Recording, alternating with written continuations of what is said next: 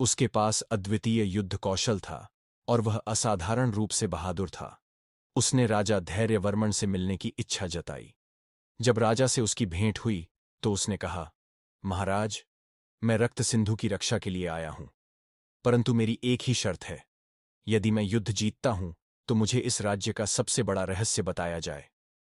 राजा असमंजस में थे, परंतु स्थिति गंभीर थी। उन्होंने शर्त मान ली।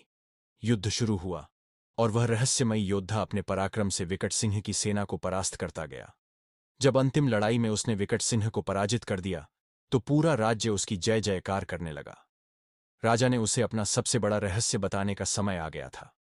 जब वे उसे रक्त सिंधु के गुप्त खजाने के पास ले गए तो अचानक उस योद्धा की आंखों में चमक आ गई। उसने कहा, यह स्थान मुझे जाना पहचाना सा लगता है, मानो मैं यहां पहले भी आया हूं। तभी महल की सबसे बुजुर्ग दासी ने उसे पहचान लिया। वह चीख पड़ी, युवराज शौर्य केतु, यह वही निशान है जो आपके जन्म के समय आपकी बांह पर था। सभी चकित रह गए। राजा धैर्यवर्मन की आंखों में आंसू आ गए।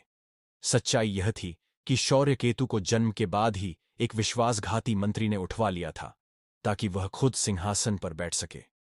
परंतु नियति ने शौर्य केतु को जीवित रखा और उसे एक महान योद्धा बना दिया।